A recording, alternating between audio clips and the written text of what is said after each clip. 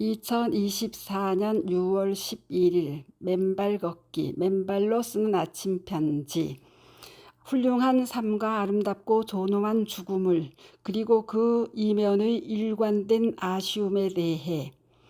좋은 아침입니다. 얼마 전 67세의 한 한국인 건축가 브라인 어메취 2019년 알츠하이머 병에 걸리자 현대의 의학으로는 불치의 병이라는 판단으로 자신의 존엄성을 유지한 상태에서 스스로 생을 마감하기로 결심하고 안락사가 법으로 허용된 스위스에 가 실제로 그로부터 6개월 후에 부인의 품에 안겨 생을 마감하는 안타까운 사실이 그의 부인이 쓴 책으로부터 나와서 보도되었습니다. 저는 그분의 안타까운 죽음은 사회와 국가가 우리의 맨발 걷기를 모른 데서 비롯된 오판이라는 생각을 지울 수 없었고, 그래서 전에 우리 인천시 연수구 지혜로부터 들었던 인천의 나사렛 국제병원을 운영하시는 한의사 이강일 이사님의 7년 파킨슨 병으로부터 맨발 걷기 11개월 만에 거의 정상으로 치유된 사실을 수소문 끝에 찾아내어 그 직후 주말 동아일보의 보도와 저희들 유튜브 생방송으로 세상에 밝히게 되었습니다. 그 인터뷰 내용을 올린 유튜브 맨발 걷기 치유 사례 234, 파킨슨, 치매, 알츠하이머는 불치가 아니다. 7년의 파킨슨병, 맨발 걷기 11개월로 치유되다.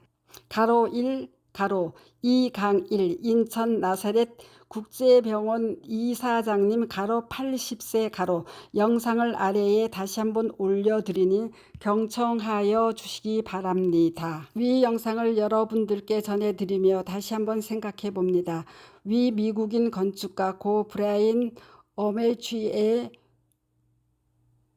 위 이강일 이사장님처럼 맨발 걷기를 아셨더라면 자신의 존엄성을 지키기 위한 방편으로 안타깝게 안락사를 택하시지 않았어도 되었을 것을 하는 아쉬움입니다. 이에 전에 썼던 표제의 글 2회에 걸쳐 다시 한번 여러분들과 공유합니다.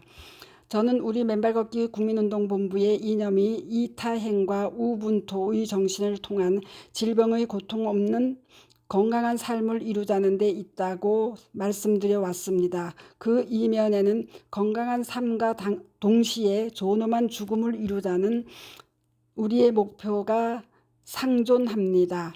삶과 죽음이 전혀 다른 세상이긴 하지만 삶은 언젠가 반드시 죽음으로 이어지게 되어 있습니다. 하지만 그 과정은 사람마다 천양지차가 있고 또 그 과정이 수많은 질병으로 점철되어 고통스럽기까지도 함을 우리는 주변에서 종종 목도하곤 합니다. 우리가 살아가면서 가져왔던 아름다움과 존엄함을 다 놓아버리고 때로는 인간으로서 마지막까지 지켰으면 하는 금도까지도 다 놓아버린 가운데 고통스럽게 일생을 마감하는 일이 주변에 너무나 많습니다.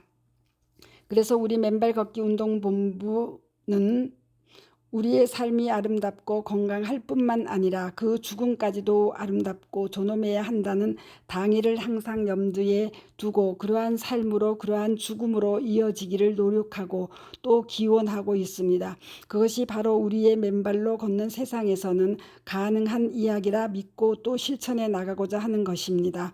관련하여 오늘은 여러분들께 그동안 있었던 몇 분의 아름다운 죽음들과 그 이면의 아쉬움에 대해 서술하고자 합니다. 우선 지난 2021년 7월 17일에 제가 유튜브 생방송으로 처음 코로나19 팬데믹의 원인과 해법을 설명드릴 때만 해도 저의 96세 장인 어른의 건강하신 모습을 인용한 바 있습니다. 그 직전 3년 전 여름 한 달 이상을 잠만 계속 주무셔서 가족들이 임종을 준비할 때 제가 접지를 시켜드렸고 그로부터 자리에서 일어나셔서 그 후 2년을 건강하게 살아오신 바로 그 어르신입니다. 그 어른이 지지난해 9월 초 어느 날 아름답게 이승을 떠나셨습니다.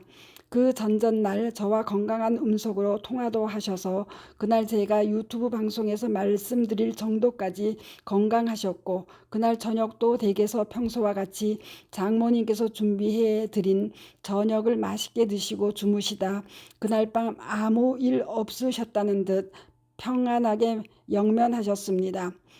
아침에 일어나 보니 주무시듯 돌아가신 것입니다. 수를 다하신 아름다운 죽음이 아니었을까 싶습니다. 그분은 군인으로서의 또 국가공복으로서의 96세 일기에 성공적인 삶을 마치시고 평안하게 영면하셨으니 황망함 중에도 저는 세상에서 가장 아름다운 죽음의 한 모델이라는 생각을 하였습니다. 그리고 이는 저희가 추진하고 있는 맨발 걷기 국민운동의 삶과 죽음이 지향하는 바라고도 생각하였습니다. 돌아가시기 불과 2주 전 당시 96세 고인과 참으로 다정하셨던 87세 건강하신 부인께서 같이 찍으신 사진을 아래에 올려 보입니다. 어쩌면 우리 모두 그러한 아름다운 노후를 기약하자는 의미입니다. 그리고 당시 우리는 세상의 두 큰 어른들의 안타깝지만 아름답기도 하고 결연하기도 한 죽음들을 마주하게 되었습니다.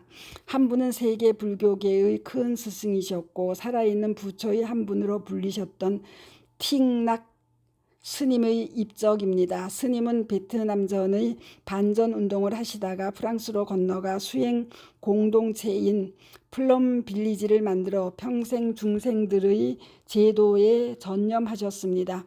그 과정에 마인드 풀리스 즉 항상 깨어 있음이나 마음 챙김의 수행의 한방편으로 도반들과 함께 걷기 명상을 강조하고 실천하셨습니다. 물론 맨발이 아니셨고 항시 검은 고무신을 신고 걸으셨지요. 그러다 지난 2014년 뇌출혈을 앓게 되신 이후 말씀을 제대로 하실 수 없게 되자 2018년 고국인 베트남으로 돌아가셔서 베트남 중부의 한 사원에서 머무시다가 95세의 일기로 열반하신 것입니다. 또 다른 한 분은 바로 우리나라 최고의 지성이셨던 이어령 교수님의 타계입니다. 당시 아침 편지에서도 말씀드렸듯 이 교수님은 그 직전 3년 전쯤 암 선고를 받으셨지만 방사선 치료와 항암 치료 등 모든 치료를 거부하시고 암과 싸우는 대신 병을 관찰하며 친구로 지내고 있다고 말씀하시곤 하였습니다. 그리고 인터뷰 시마다 집안에서도 반짝이는 구두를 신고 계셨고 제가 맨발로 집마당 잔디밭이라도 밟으시도록 제 책과 함께 손편지로 권해드렸습니다만 그 역시 거부하셨습니다. 그리고 결연히 암에 맞서며 삶과 죽음을 관통하는 존엄한 모습을 견지하시며 언론인 김지수님과의 인터뷰를 통하여 이어령의 마지막 수업이라는 아름다운 책을 펴내셨습니다. 그리고 그녀를 통해 당시 소리꾼 장사이과의 마지막 콘서트를 아래와 같이 서술해 주셨습니다. 캄캄한 밤중이었네. 내가 가장 외롭고 괴로운 순간이지. 문을 두드리는 노크 소리가 들렸어. 누군가 하고 봤더니 노래하는 장사이기야. 그이가 집에서 쓰던 기계를 다 챙겨와서 내 앞에서 노래를 불러줬다네. 1인 콘서트를 한 거야. 이 풍진 세상을 만났으니 너의 소원이 무엇이냐. 한 곡이 끝나고 또 한 곡 당신은 찔레꽃처럼 울었지. 너무나 애절했어. 너무나 아름다웠지. 가로 침묵 가로. 이런 아름다운 세상이 계속되었으면 좋겠어. 글로 써주게. 사람들에게 너무 아름다웠다고 정말 고마웠다고. 한 인간의 죽음이 이렇게도 아름다울 수 있었을까. 모든 고통을 다 우아리고 꽃처럼 활짝 핀 죽음을 완성했으니까요. 참으로 멋진 삶을 사시고 그렇게 존엄하고 아름다운 죽음을 완성하셨으니 이어령 교수님은 우리의 마지막 존엄한 죽음의 최고의 롤 모델이 되시기에 조금도 손색이 없어 보이십니다. 아니 그 이상이십니다. 감히 범접할 수 없는 위엄과 아름다움 속에서 그는 가족들에게 둘러싸인 가운데 암이라는 고통과 죽음을 관조하며 평화롭게 세상을 하직하셨습니다. 다시 한번 위 어른들의 타계에 삼가 깊은 조의와 애도를 표해 마지 않습니다. 이제 다음 아침 편지에서는 그분들의 삶을 관통하는 땅과의 접치 차단으로 비롯된 건강상 문제들을 아쉬움 속의 교훈으로 삼을 수 있도록 정리해 드리고자 합니다. 아울러 어제 보성 율포해수욕장에서 있었던 보성쥐회 발대식에서 만난 여러분들의 치유의 증언을 맨발 걷기 치유 사례 439, 요추 4, 5번 디스크 파열로 인한 왼 발가락 마비가 맨발 걷기 2개월에 되살아 났지만 맨발이면 건강, 신발 신으면 환자의 교훈을 전하다.